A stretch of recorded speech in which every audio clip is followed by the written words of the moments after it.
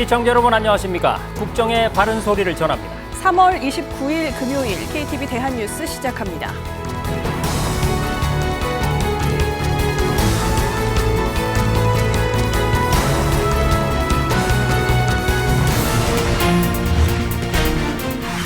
수도권 광역급행철도 GTX-A의 일부 구간이 오늘 개통됐습니다. 윤석열 대통령은 GTX-A가 국민 삶과 도시 경쟁력에 혁명적인 변화를 가져올 거라고 말했습니다. 정부가 5월부터 중증 소아수술에 대한 보상을 크게 늘리기로 했습니다. 고위험 신생아가 사는 지역에서 진료받을 수 있도록 지역별 공공정책 수가도 신설됩니다. 상대적으로 저평가된 고위험, 고난이도 소아수술의 정당한 보상을 위해 소아 연령 가산을 대폭 인상하겠습니다. 한덕수 국무총리가 대학교를 찾아 학생들과 함께 1,000원의 아침밥으로 아침 식사를 했습니다. 더 많은 학생들에게 아침밥을 제공하고 주거 부담을 줄이기 위해 기숙사도 늘리겠다고 약속했습니다. 1993년 외교 문서 37만여 쪽이 공개됐습니다. NPT 탈퇴를 선언한 북한 때문에 촉발된 1차 북핵 위기 전후 상황이 드러났습니다. 네, 오늘 첫 소식입니다. 수도권 광역급행철도 GTX-A의 수서 동탄 구간이 개통했습니다. 윤석열 대통령은 GTX의 개통을 혁명이라는 말로 표현했는데요. 2024년 3월 29일은 대한민국 대중교통, 대한민국 국민교통혁명의 날로 기록될 것입니다. 윤 대통령은 GTX가 초연결 광역경제생활권의 핵심이라면서 더 많은 국민이 혜택을 누리게 하겠다고 밝혔습니다. 최영은 기자입니다.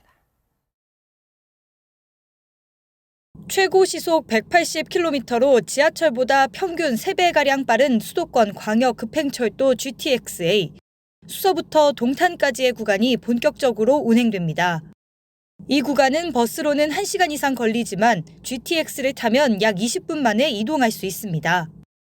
윤석열 대통령이 수서역에서 출발하는 GTX-A 열차에 직접 올라탔습니다. 윤 대통령은 GTX-A는 우리 삶과 도시 경쟁력에 혁명적 변화를 가져올 거라며 개통을 축하했습니다. 1970년 경부고속도로 개통, 2004년 KTX 개통에 이어 또 한 번 대한민국을 바꿔놓을 새로운 길이 열렸습니다. 오늘 2024년 3월 29일은 대한민국 대중교통, 대한민국 국민교통혁명의 날로 기록될 것입니다.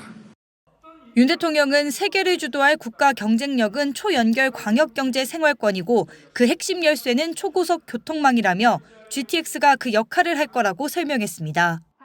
그러면서 더 많은 국민들이 혜택을 누릴 수 있도록 하는 것이 정부의 목표라며 지속적으로 광역교통 인프라를 만들겠다고 강조했습니다. 저와 정부는 건설 중인 구간의 공사를 하루라도 빨리 완료해서 개통하겠습니다. 그리고 임기 내에 새로운 구간 착공의 기반을 확실히 다져놓겠습니다. 윤 대통령은 아울러 K패스와 수도권 환승 할인제, 주말 할인제도 등을 활용해 요금 부담도 낮추겠다고 덧붙였습니다. 현재 수서부터 동탄 구간의 요금은 4,450원인데 K패스 등의 혜택을 적용하면 2, 3천 원대로 이용이 가능할 전망입니다. KTV 최영은입니다. 윤석열 대통령이 경기 지역의 한 늘봄 학교를 찾았습니다. 우리나라 우주 발사체 누리호 로켓에 관한 1일 특별 강사로 아이들과 함께한 윤 대통령은 늘봄 학교가 현장에 빠르게 안착할 수 있도록 최선을 다할 거라고 밝혔습니다. 박지선 기자의 보도입니다.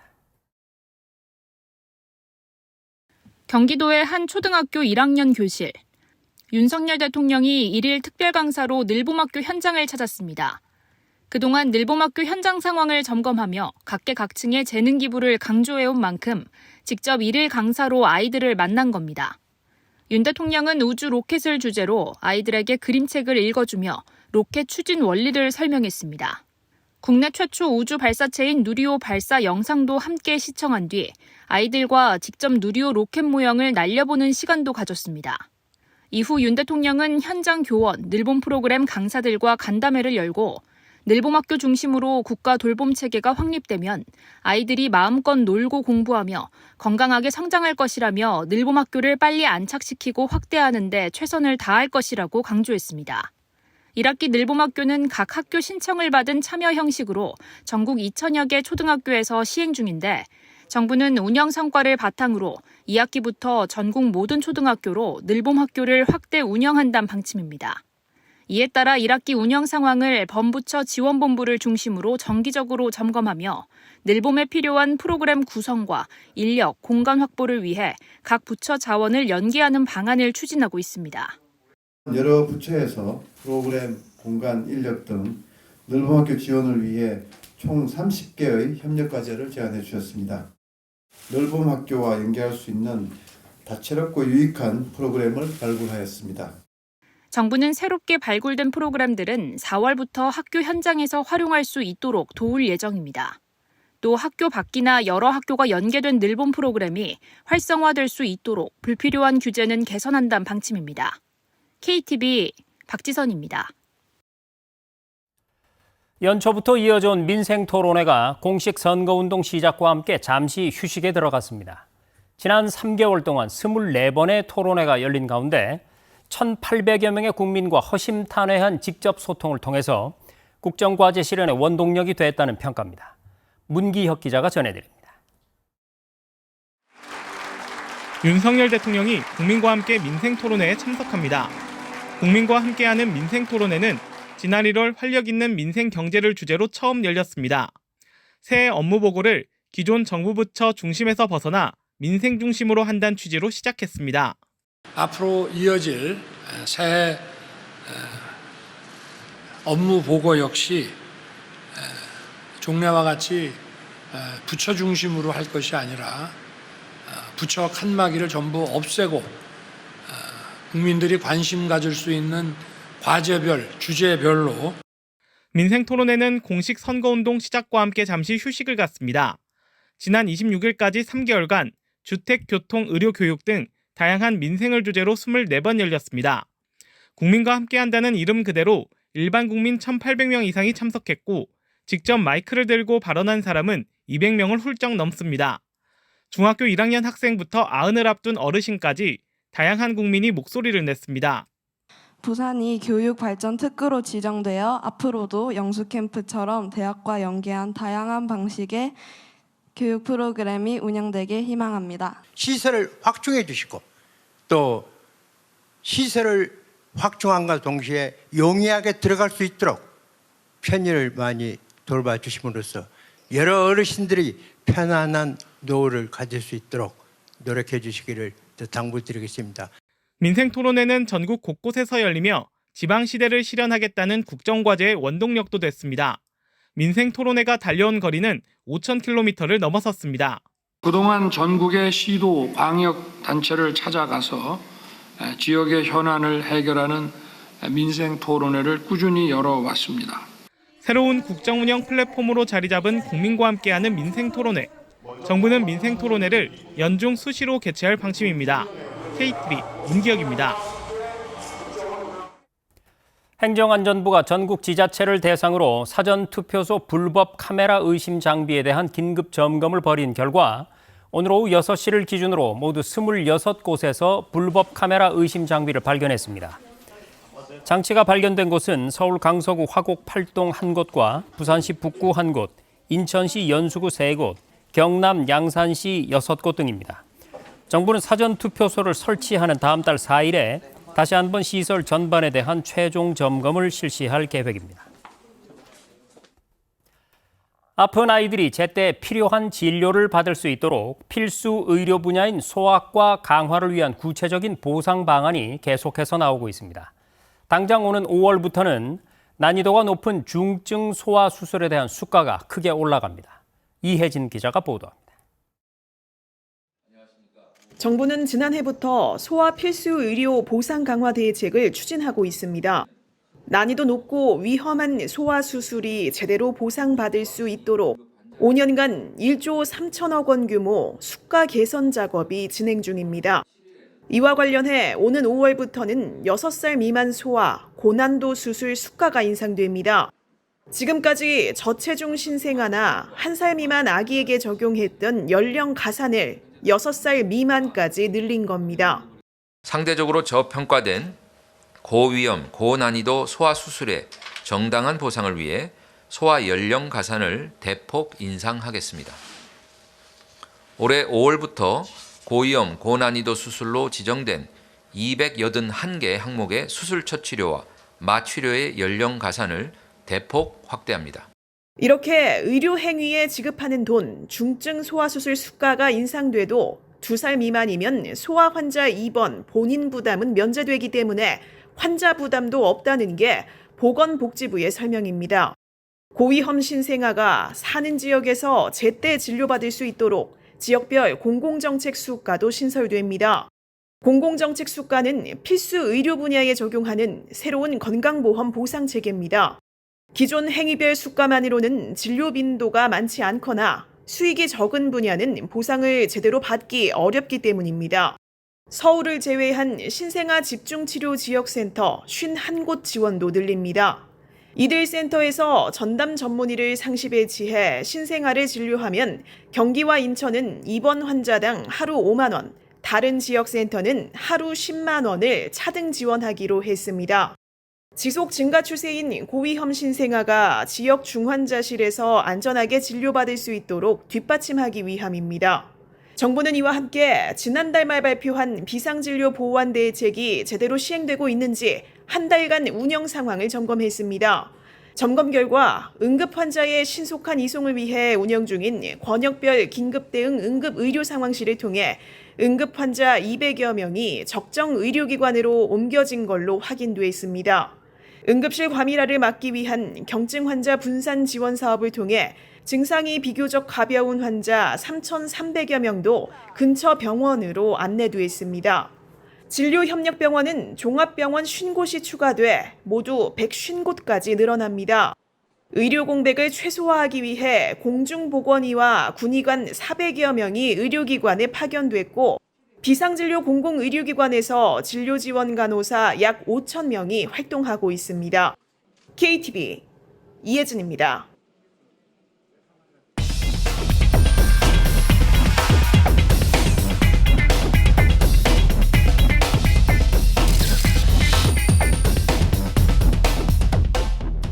네, 계속해서 의사들의 집단행동 상황 뉴스룸에 나와 있는 취재 기자와 함께 자세히 알아보겠습니다. 자, 김경호 기자, 전공의들에게 내려진 이 업무 개시 명령에 대해서 국제노동기구가 우리 정부에 의견 요청을 했군요. 그런데 전공의 단체가 바로 이 사안으로 이 ILO에 개입을 요청했다가 한 차례 거부당한 적이 있지 않습니까? 네, 맞습니다. 전공의 단체는 지난 13일 정부의 업무 개시 명령이 이른바 강제 노동에 해당한다며 ILO에 개입을 요청했습니다. ILO는 당초 정부나 노사단체가 아니란 이유로 전공의 단체에 요청 자격이 없다는 회신을 보냈는데요. 이에 전공의 단체는 자신들이 전공의를 대표하는 유일한 단체라는 설명을 첨부해서 개입을 다시 요청했고 ILO가 이를 받아들인 것으로 보입니다.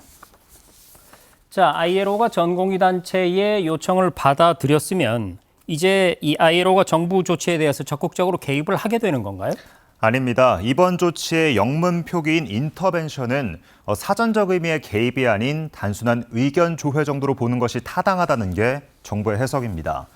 과거 화물연대 요청 사례를 봐도 ILO 사무국은 정부 의견을 요청 측에 전달하는 선에 그쳤다고 설명했습니다. 정부는 또 ILO의 이번 요청이 어떤 정부 조치에 대한 판단이 포함된 건 아니라고 했습니다. 중수본 발언 직접 들어보시죠. 이 부분은 ILO 제29호에 있는 강제 노동 협약과 관련된 우리 정부의 조치에 대한 판단이 포함된 것은 아니고요. 이 부분에 대해서는 저희가 성실한 자세로 ILO에 설명을 하도록 하겠습니다. 아울러 전공의 단체 주장에 대해서는 국민의 생존이나 안녕을 위태롭게 하는 상황이나 우려가 있는 경우에 해당하기 때문에 이 강제 노동이 아니라고 정부는 보고 있습니다. 네, 그럼 이어서 정부의 행보를 한번 살펴볼까요? 한덕수 총리가 지난번에 환자 단체를 만났었고 이번에 5대 병원장들과 간담회를 했습니다. 어떤 얘기가 나왔습니까? 네, 한 총리는 5대 병원의 진료 공백은 더 큰 국민 불안을 일으킨다며 비상진료 체계 유지에 최선을 다해달라고 당부했습니다.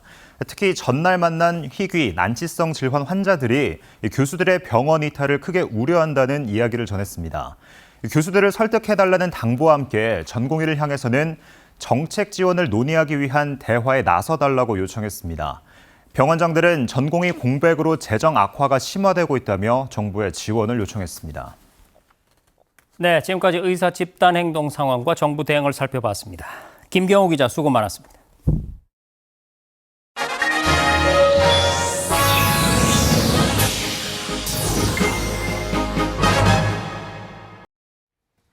한덕수 국무총리가 대학교를 찾아 학생들과 함께 1,000원의 아침밥으로 식사를 했습니다. 한 총리는 더 많은 학생들에게 아침밥을 제공하고 주거 부담을 줄이기 위해 기숙사도 늘리겠다고 약속했습니다. 윤현석 기자의 보도입니다. 대학생이 1,000원으로 아침밥을 먹을 수 있도록 정부와 지자체, 대학이 지원하는 1,000원의 아침밥 사업. 한덕수 국무총리가 지난해 전체 대학 중 가장 많은 11만 3천여 명분의 1,000원의 아침밥을 제공한 고려대학교를 찾아 학생들과 함께 1,000원의 아침밥을 먹었습니다. 한 총리는 학생들과의 식사 자리에서 올해 정부 지원 단가와 지자체 예산이 2배가량 늘었다고 설명했습니다. 지원 단가가 늘어난 만큼 품질 개선으로 이어지도록 학생 모니터링단을 운영하겠다고 밝혔습니다. 방학 중에도 운영을 희망하는 학교가 있을 경우 편의점 등과 연계해 학생들이 방학 기간에도 이용할 수 있도록 지원하겠다고 약속했습니다. 학생들과의 아침 식사에 이어 고려대 인근 동소문 행복기숙사도 찾았습니다. 행복기숙사는 사학진흥기금의 융자 지원을 통해 주변 시세보다 절반 이상 저렴한 가격으로 대학생에게 주거를 제공하는 제도입니다. 한 총리는 기숙사 시설을 점검하고 기숙사에 입주한 대학생과 만났습니다. 행복기숙사 입주 후 주거비 부담이 줄었다는 학생들에게 한 총리는 정부는 대학생이 마음 놓고 학업에 전념할 수 있는 환경을 만들 책무가 있다고 말했습니다. 이어 기숙사 수용률이 낮고 주거비 부담이 큰 서울과 수도권 중심으로 기숙사가 확충될 수 있도록 최선을 다하겠다고 밝혔습니다. 올해 수도권에 4개의 연합형 기숙사가 착공될 예정인 것으로 그렇게 알고 있습니다.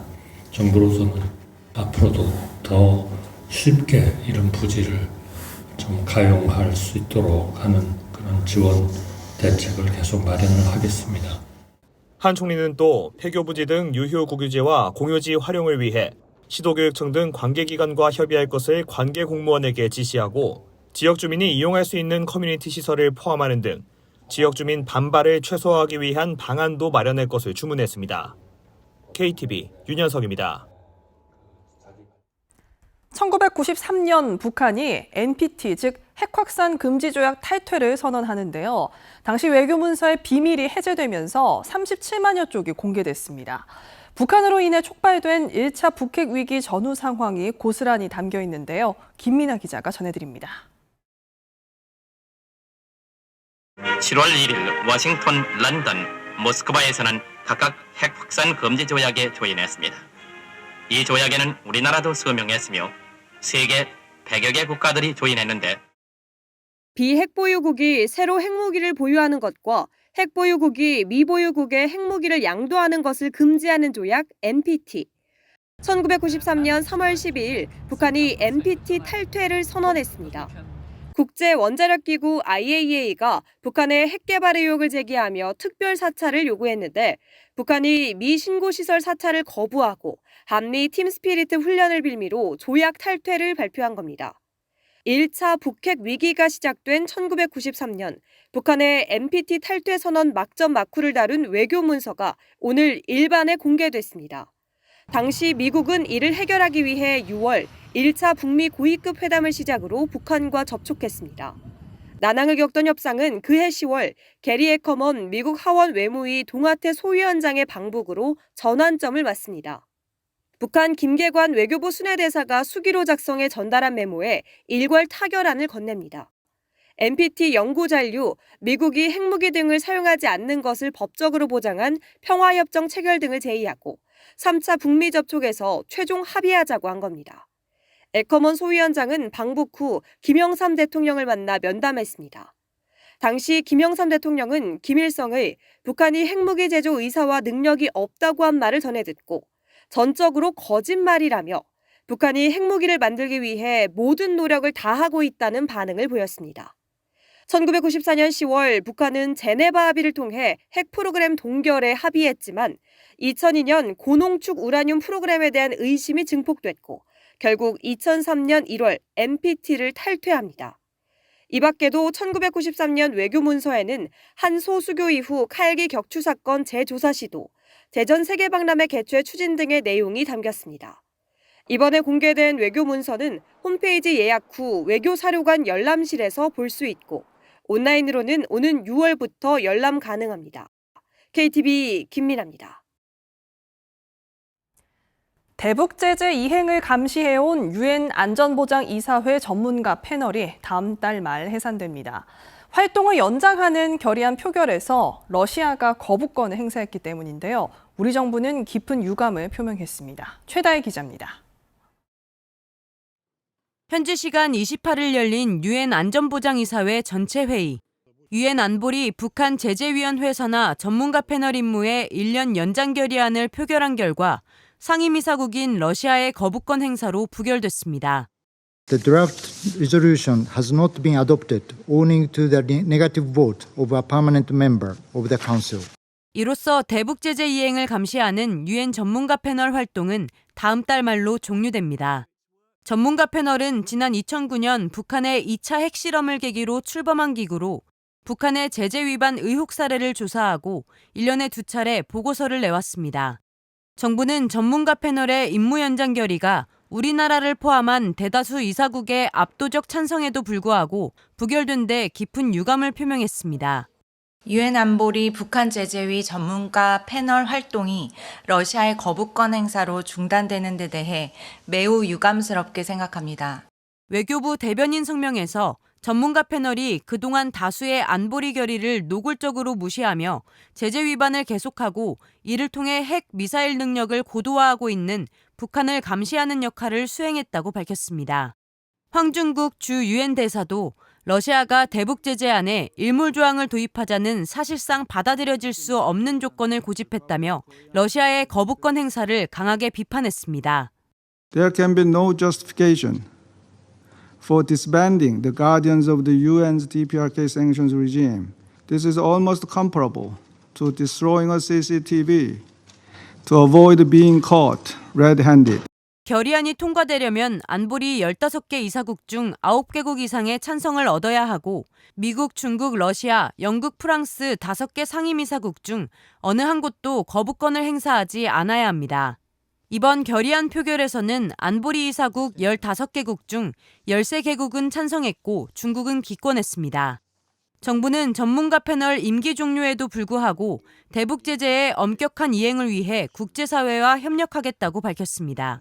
KTV 최다입니다. 3기 신도시 중 처음으로 인천 계양지구의 주택건설공사가 시작됐습니다. 총 17,000가구가 들어설 예정인데요. 이곳을 시작으로 고양과 남양주, 하남 등 나머지 3기 신도시도 순차적으로 착공에 들어갈 전망입니다. 보도에 이리나 기자입니다. 3기 신도시 중 사업 추진 속도가 가장 빠른 인천 계양지구가 주택 건설에 첫 삽을 떴습니다. 공공주택지구로 지정된 지 4년 5개월 만인데 2026년 12월 입주를 목표로 공사가 이뤄질 계획입니다. 약 100만 평에 달하는 계양지구에는 공공주택 9,000가구를 포함해 17,000가구가 들어설 예정입니다. 이번에 공사가 착공된 곳은 계양지구의 28개 주택 블록 가운데 A2와 A3 블록으로 공급 규모는 1,285가구입니다. A2 블록에는 공공분양주택 700여 가구가, A3에는 신혼희망타운 530여 가구가 들어서는데 오는 9월 본 청약을 진행한 뒤 2026년 12월 입주할 예정입니다. 정부는 입주 시기에 맞춰 도로와 대중교통망 등 기반시설도 함께 제공한다는 계획입니다. 영종, 청라, 검단, 계양 등 인천 곳곳에 만들어지는 신도시의 광역 교통 여건도 획기적으로 개선할 것입니다. 지하철 5호선과 7호선의 청라 연장, 그리고 9호선 공항철도 직결과 같은 도시철도 연장과 광역철도 확충 사업을 적극 추진해서 인천 시민의 출퇴근 교통을 확실히 해결하겠습니다. 인천 계양지구를 시작으로 나머지 3기 신도시의 주택건설 착공도 순차적으로 이루어질 전망입니다. 고양 창릉과 남양주 왕숙, 하남 교산, 부천 대장도 올해 안에 착공을 목표로 추진 중입니다. 올해 하반기 이들 지구에서도 첫 주택 착공을 할 예정인데 약 10,000가구 규모에 달할 것으로 보입니다. 이들 지구의 본 청약은 내년 상반기부터 이뤄집니다. 정부는 주택시장 안정을 위해 3기 신도시 착공에 속도를 낼 것이라며 공공주택 100만 가구 공급 계획도 차질 없이 추진할 것이라고 밝혔습니다. KTV 이리나입니다. 반도체 업황이 개선되면서 생산이 4개월 연속 증가세를 보인 것으로 나타났습니다. 생산과 수출을 중심으로 회복세가 뚜렷해지고 있는 것으로 판단되지만 건설 부문의 투자는 여전히 위축된 모습을 보였습니다. 김용민 기자입니다. 통계청이 발표한 2월 산업활동 동향을 보면 반도체 업황 개선으로 생산이 전달보다 1.3% 늘었습니다. 약 2년 만에 처음 4개월 연속 증가세를 보였습니다. 1월에 8.2% 줄었던 반도체 생산은 2월에 4.8% 늘었고 작년 같은 기간보다 65.3% 급증했습니다. 전산업 생산은 광공업에서 반도체와 기계장비, 그리고 서비스업에서는 숙박 음식, 운수창고에서 생산이 늘어서 1.3% 증가하였습니다. 설비 투자 역시 전달보다 10.3% 증가해 9년 3개월 만에 가장 큰 폭 상승했습니다. 다만 소매 판매는 3.1% 줄었습니다. 지난해 7월 이후 가장 큰 감소폭을 보였는데 통계청은 전반적인 지표는 좋지만 소비가 그만큼 따라가지 못하는 상황이라고 설명했습니다. 투자에서 건설 부문도 좋지 않았습니다.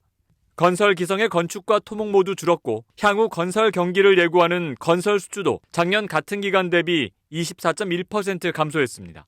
기재부는 생산과 수출의 회복세가 뚜렷해지는 모습이라며 내수를 구성하는 투자와 소비를 아울러 보면 전반적으로 나쁘지 않다고 설명했습니다. KTV 김용민입니다. 혹시 잠시라도 스마트폰이 없으면 불안감이 느껴지진 않으신가요? 이런 스마트폰 과의존 현상을 보이는 이용자가 23%에 달하는 걸로 조사됐습니다. 또 지난해 우리 국민 절반은 인공지능 서비스를 경험해 본 것으로 나타났습니다. 조태현 기자가 전해드립니다. 대전시의 한 대학교. 길을 걷는 대부분의 학생들이 스마트폰에서 눈을 떼지 못한 채 이동합니다. 이동 시간 같은 거나 그런 거 할 때 기본적으로 핸드폰이 없으면 약간 불안하고 청년들 사이에서 과의존 현상이 많이 보이고 있다고 생각하고요. 스마트폰 과의존이란 일상에서 스마트폰이 가장 우선시되고 이용량을 조절하는 능력이 감소해 신체, 심리, 사회적 문제를 겪는 상태를 뜻합니다. 과학기술정보통신부 통계에 따르면 지난해 국내 스마트폰 이용자 중 약 23%가 스마트폰 과의존 위험군에 있습니다. 연령별로는 만 3에서 9세 유아동이 25%, 만 10에서 19세 청소년 40.1%, 만 20에서 59세 성인 22.7%, 60대 13.5%가 스마트폰 과의존 위험군에 있었습니다. 또 온라인 동영상 이용자 중 73.5%가 1분 남짓 분량의 영상을 의미하는 숏폼을 이용하고 있으나 이 중 23%가 이용시간 조절에 어려움을 겪는 것으로 파악됐습니다. 한편 국내 AI 서비스 경험률이 지난 3년간 빠르게 상승했다는 통계도 나왔습니다. 2021년만 해도 관련 서비스 이용률이 32.4%였는데 지난해 50.8%로 확대된 겁니다. 대학교에는 인공지능학과도 있습니다. 인공지능은 디지털 산업의 미래라고 불리는 만큼 국민의 삶에 빠르게 녹아들고 있습니다. AI 서비스는 특히 젊은 세대를 중심으로 빠르게 확산됐습니다. 6에서 19세는 66%, 20대는 61%, 30대는 65.8%의 경험률을 보였습니다. AI 서비스 경험이 가장 많은 분야는 주거 편의 관련 서비스였고 이어 교통, 교육학습, 커뮤니케이션 친교 순이었습니다. 챗 GPT 이용해가지고 이제 좀 많이 사용을 했었는데요. 동아리 운영 같은 거나 이런 거 할 때 좀 많이 사용했었고 이미지 생성 AI 같은 경우도 좀 많이 썼었는데 동아리 같은 거 뭐 대회 포스터나 아니면은 외주 같은 거 이런 거 가끔 맡았었을 때 그때 좀 많이 썼던 것 같아요. 챗GPT와 같은 이른바 생성형 AI 서비스에 대한 우리나라 국민들의 경험률은 17.6%인 것으로 나타났습니다. 이용 분야는 단순 정보 검색, 문서 작업 보조, 외국어 번역 등으로 나타났습니다. KTV 조태영입니다. 은행권 대출금리가 1년 5개월 만에 4%대로 떨어졌습니다. 한국은행이 공개한 금융기관 가중평균 금리 통계를 보면 지난달 예금은행 대출금리는 연 4.85%로 1월보다 0.2%포인트가량 떨어졌습니다. 3개월 연속 내림세입니다. 가계대출 평균금리는 연 4.49%, 주택담보대출 평균금리는 연 3.96%로 각각 3개월, 4개월째 하락세가 이어지고 있습니다.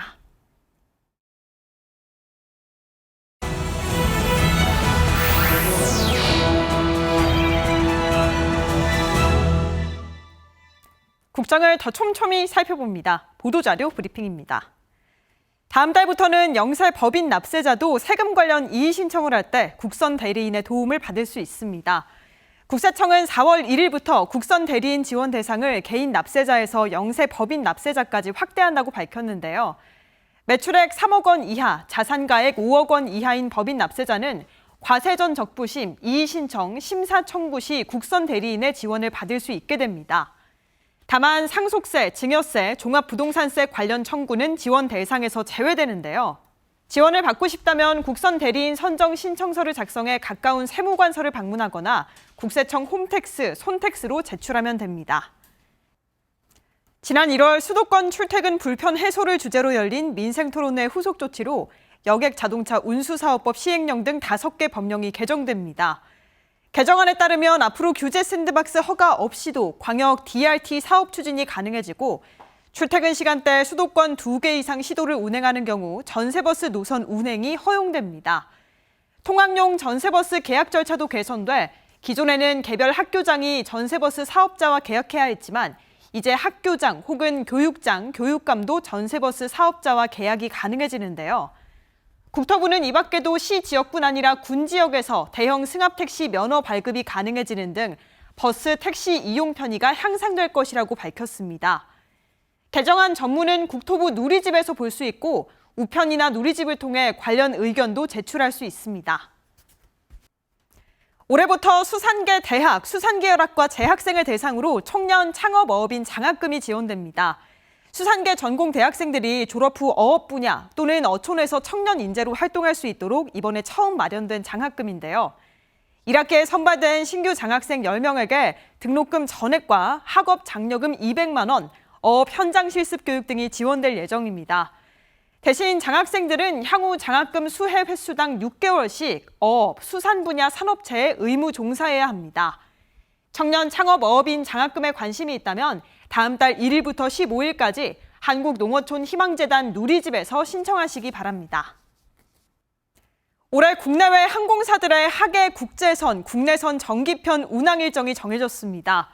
국제선은 231개 노선을 최대 주 4,500여 회 왕복 운항할 예정으로 작년 동기 대비 주 520회 증가했는데요. 이로써 코로나19 팬데믹 이전인 2019년 평균 운항 횟수의 98%까지 회복할 것으로 예상됩니다. 주요 신규 취항 노선으로는 인천 자그레브, 멜버른, 멕시코시티 등이 있고 장거리 노선 선택권 확대, 요금 안정화로 이용객 편익이 높아질 전망입니다.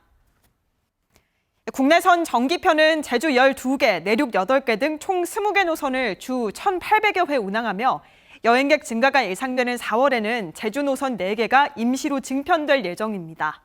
지금까지 보도자료 브리핑이었습니다.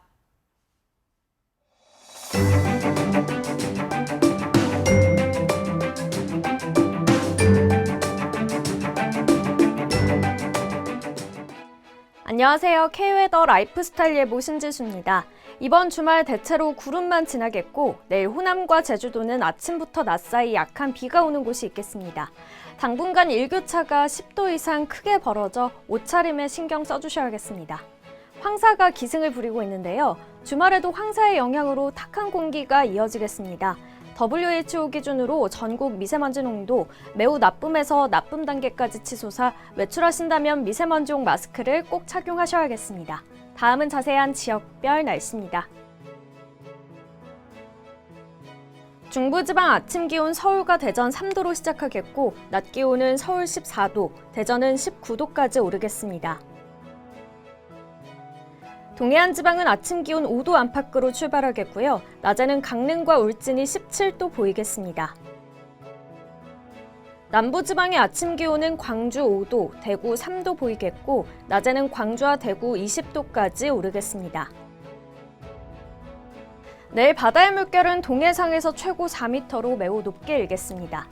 기압골의 영향으로 화요일과 수요일 제주도에 비가 내리겠습니다. 그 밖에 전국은 당분간 맑은 날씨가 예상됩니다. 날씨였습니다.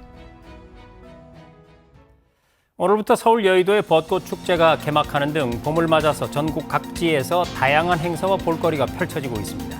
하지만 주말 내내 황사와 미세먼지가 기승을 부린다고 하니까요. 나들이 길에 마스크 꼭 챙기시기 바랍니다.